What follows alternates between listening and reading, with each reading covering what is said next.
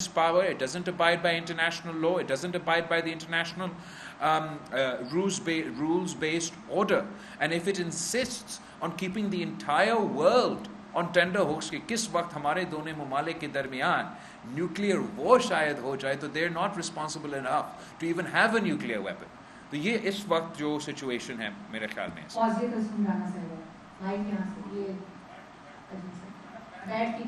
Thank you so much. Chairman صاحب یہ بتائیے کہ آپ نے ڈیلیگیشن کو لیڈ کیا کیونکہ جب یہ خبر آئی کہ جنگ بندی ہوئی ہے تو انڈیا جو ہے ہمدردی کا مظاہرہ کرتا ہے کہ ہم نے ریکویسٹ نہیں کی. پریزیڈنٹ ٹرمپ 20 ٹائمز سے مور دین زیادہ بول چکے ہیں کہ میں نے جنگ بندی کرائی, ثالثی کا رول پلے کیا.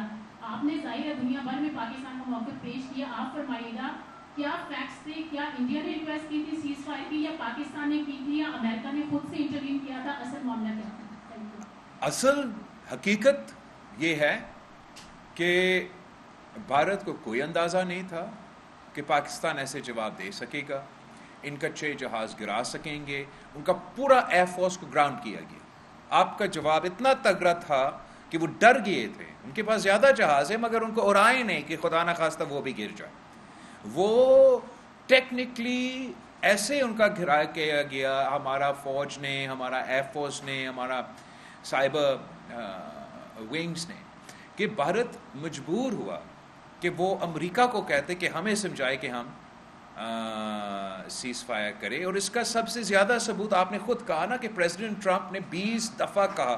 میں مودی صاحب کو ایک دفعہ کہتا ہوں کہ آپ ٹرمپ کو بولے نا کہ وہ جھوٹ کہہ رہا ہے. اگر آپ کا بات سچ ہے تو بس ایک دفعہ, اس نے 20 دفعہ کہا تو مودی صاحب کو ایک دفعہ آ کے ریکارڈ پہ کہنا چاہیے کہ پریزیڈنٹ ٹرمپ جھوٹا آدمی ہے, وہ جھوٹ بول رہا ہے اور اس نے ہم سے میڈیٹ نہیں کی.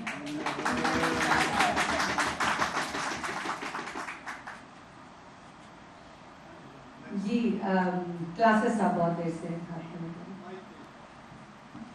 پنجاب گورنمنٹ نے اس بجٹ میں سرائیکی وسیعت کا جو 35% کلاسا صاحب ٹاپک کرنے دے سوال, اب حق ہے ان کا. میں کیسے مختصر کر لے. چلو پنجاب گورنمنٹ نے سرائیکی وسیعت کا جو 35% ریگمنٹ سے شیئر تھا ختم کر دیا ہے, اور 1500 ارب روپے سے جو مونگ پھلی کے چھلکے ہیں اتنا بھی نہیں ملا. خواجہ فرید کی لائن میں سرائیکی وسیعت پیپلز پارٹی سے کہہ رہا ہے یار کی خبر نہ کرائی. جہاں تک جنوبی پنجاب کا حصہ ہے, ہم ایٹ لیسٹ جہاں تک وفاقی حکومت کی PSDP ہے اس پہ پاکستان پیپلز پارٹی نے وفاقی سطح پر سخت اختلاف کیا. ہم نے اپنا کنسلٹیشنز میں یہ ان کو یاد دلایا کہ جب پاکستان پیپلز پارٹی نے پچھلی دفعہ حکومت سنبھالا تو وفاقی PSDP میں جو پنجاب کا شہر ہے اس پنجاب کا شہر میں تقریباً 30% جنوبی پنجاب کے لیے عملی طور پہ رکھا گیا. اور ہمارا امید یہی تھا اسی حکومت سے.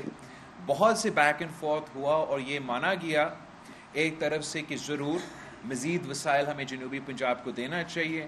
مشکلات یہ تھا کہ اس بجٹ میں جس سٹیج پہ نیگوشیشنز اور فریمنگ اور سب کچھ ہوا تھا IMF کے ساتھ, اور اپنے لحاظ سے جو ٹائم فریم رہتا تھا اس ٹائم فریم میں وہ ہمارا اس مطالبہ کو پورا نہیں کر سکے. مگر ہم سے یہ وعدہ کیا گیا کہ ہمارے ساتھ مل بیٹھ کے جو آنے والے وفاقی بجٹ ہے اس میں ضرور جنوبی پنجاب کو اپنا حق, اپنا حصہ, this is not a favour, this is their right, وہ دلایا جائے گا.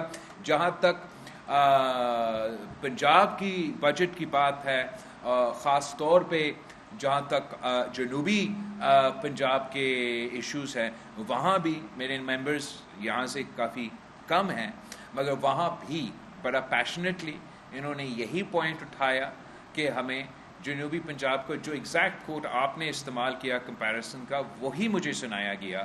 اور میں ضرور ادھر بھی جو ریکویسٹ ہم نے وفاقی حکومت کے ساتھ کیا ہے, میں کوشش کروں گا کہ ہم پنجاب حکومت سے یہ وعدہ لے کہ جو آنے والے بجٹ ہے اس میں اس طریقے سے جنوبی پنجاب کو یہ محسوس نہ ہونے دے کہ کوئی احساس محرومی کا شکایت ہے.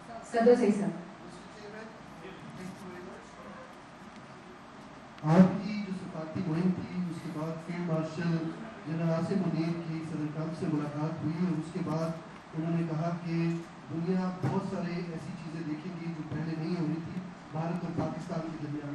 تو کیا کشمیر کے حوالے سے کسی قسم کی بات چیت ہوئی ہے آپ کے خیال میں کہ کوئی اس طرح کا کوئی سولوشن سامنے آیا ہے؟ اور اس کے بعد اس طرح کی خبریں بھی گرم ہو گئی ہیں کہ شاید پاکستان اسرائیل کو تسلیم کرنے جا رہا ہے. کیا آپ کی نالج میں اس طرح کی بھی کوئی بات ہے؟ جہاں تک پاکستان اور بھارت کے درمیان، جیسے میں نے پہلے سوال کے جواب دیا، اس میں ہمارا یہ طے ہوا امریکہ کے ساتھ اور بھارت کے ساتھ مزید بات چیت ہونا ہے.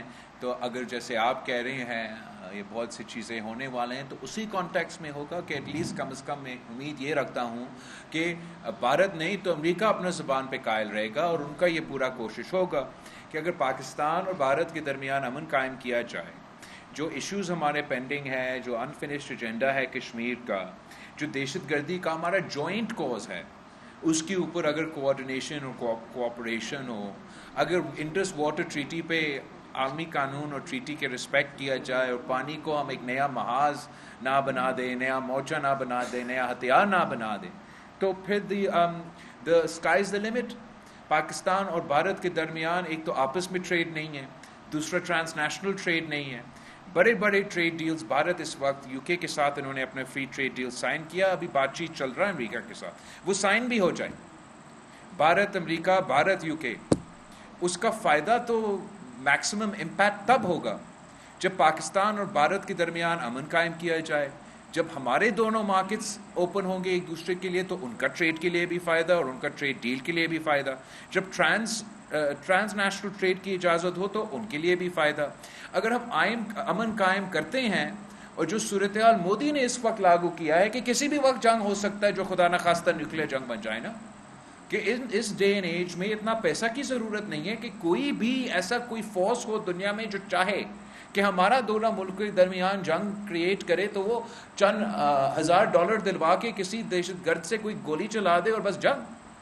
اس ماحول میں کس کا معیشت ترقی کرے گا؟ کون سا نیٹ سیکیورٹی پرووائڈر اس دنیا میں رہ سکے گا؟ تو اس لحاظ سے میرے خیال میں پورا کوشش یہ کیا جا رہا ہوگا کہ جو وعدے کیے گئے تھے وہ سیز فائر کے وقت اس پہ عمل درآمد ہو، پاکستان اور بھارت کے درمیان بات چیت کیا جائے، اور ہم امن کی طرف آگے بڑھے، ترقی کی طرف آگے بڑھے، اور ایک نیا معاشی لحاظ سے بھی نیا موقع نہ صرف اپنے عوام کے لیے، بھارت کے عوام کے لیے، مگر پوری دنیا اس چیز کی تلاش میں ہے کہ معاشی لحاظ سے کوئی فائدہ کا سلسلہ نکلے.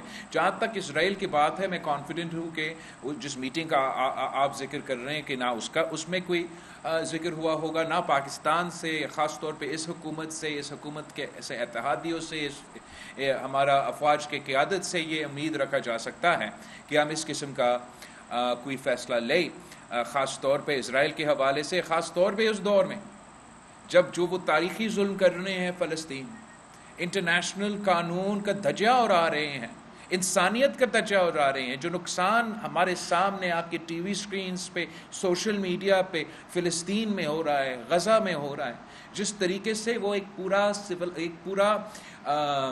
پیپل کو، ایک پورا ملک کو کھانا پانی بند کر کے سٹارو کرنے کی کوشش کر رہے ہیں، یہ تو جینوسائیڈ ہے، یہ مختلف وار کرائمز ہو رہے ہیں. تو اس ماحول میں پورا کانفیڈنس کے ساتھ کہہ سکتا ہوں کہ کسی نے سوچا بھی نہیں کہ یہ سوال ہم سے کریں. کیونکہ وقت بہت محدود ہے، میں آخری 2 سوال لے رہی ہوں، ایک یہاں سے سالے غافر صاحب کا اور ایک یہاں سے کرن کا. اور مجھے پتا ہے کہ میری کتنی محبت سے مجھے انورٹیڈ کرنا، محبت سے مجھے میرے دوست دیکھ رہے ہیں. کوئی بات نہیں، آپ کو میں چائے بھی پلاؤں گی، کھانا بھی کھلاؤں گی. بلاول، آپ گئے پوری دنیا میں، آپ نے کیمپین کی پاکستان کے لیے. میں آپ سے یہ جاننا چاہ رہا ہوں کہ P5 کے جو ممبرز ہیں اور UN کا جو سیکرٹری جنرل ہے، اس میں چائنا کے سوا کسی نے پاکستان کی جو انیشل پرپوزل تھی اس کو پبلکلی سپورٹ کا اعلان کیا؟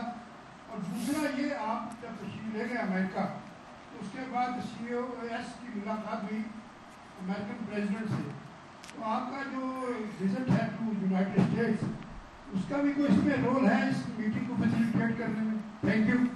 جہاں تک آپ کا اقوام متحدہ کی سوال ہے، پاکستان کا موقف ہے کیا؟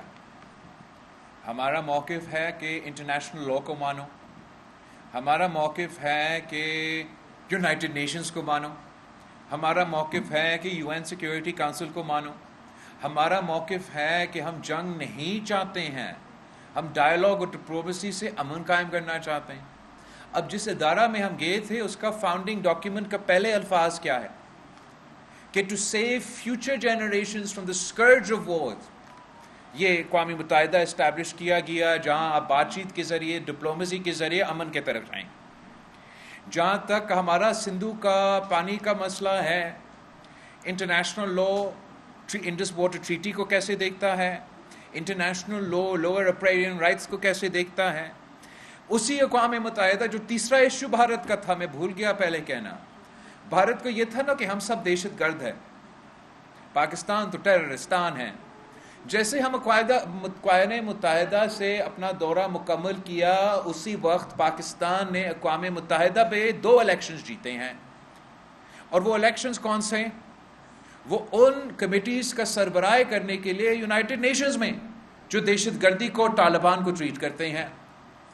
تو اقوام متحدہ نے الفاظوں میں پتہ نہیں کون سے ملک نے کیا کیا الفاظ استعمال کیا, عملی طور پہ یہ چیز مان چکا ہے کہ پاکستان دہشت گردی کے مقابلے کرتے ہوئے ہمارا اتحادی ہے, صف اول کا کردار ادا کر رہے ہیں, یہ دہشت گردی پھیلانے والے نہیں ہیں. جہاں تک جن سے ہم نے انگیج کیا, ہم نے اوبیسلی UN سیکرٹری جنرل کے انگیج کیا, اس کی ریکارڈ تو سامنے ہے. جو E10 ہے, الیکٹڈ ممبرز ہے یونائٹڈ نیشنل سیکیورٹی کونسل کا, جس میں پاکستان بھی موجود ہے, ان سے بھی ہم نے انگیج کیا. اور P5 جو پرماننٹ ممبرز ہے ان سے بھی انگیج کیا. تو کچھ ممالک کے جہاز گرے, وہ تو زیادہ شاید دکھی ہوں گے, مگر تمام جس سے بھی ہم نے انگیج ہوا, کسی کے پاس ایک لاجک کا پوائنٹ بھی نہیں تھا کہ میرا منہ پہ بولے کہ نہیں بھائی اس پہ آپ غلط ہو, کشمیر پہ آپ غلط ہو, سندھو پہ آپ غلط ہو, دہشت گردی پہ آپ غلط ہو. وہ تو وہ مان چکے. رہی بات کہ وہ پبلکلی کیا کہنے کے لیے تیار ہے اور پرائیویٹلی کیا کہنے کے لیے تیار ہے, کافی ایسے ممالک ہیں جو چاہتے ہیں کہ وہ ایک سازی یا فیسیلیٹیٹر یا ایسے کردار ادا کرے. اور ہم نے یہ ریکویسٹ بھی ان سے کیا کہ ہم تو بھارت, ہمیں تو شک کی نگاہ سے دیکھتے ہیں. زیادہ تر جو یہ P5 ممالک ہے, بھارت ان کو دوست کی طرح ان کو بات سنتے ہیں. تو ہم نے یہی زیادہ تر کہا کہ آپ بھارت کو ان کے دوست کے طور پہ بات کریں کہ جو وہ فیصلے لے رہے ہیں وہ بھارت کے آنے والے نسلوں کے لیے ان کے حق میں نہیں ہیں. تو اس لحاظ سے آئی ایکسپیکٹ کہ وہ اپنے کردار ادا کریں گے. اور جہاں تک چیف عوامی اسٹاف کا ٹرپ تھا, میرا خیال میں اس خاص طور پہ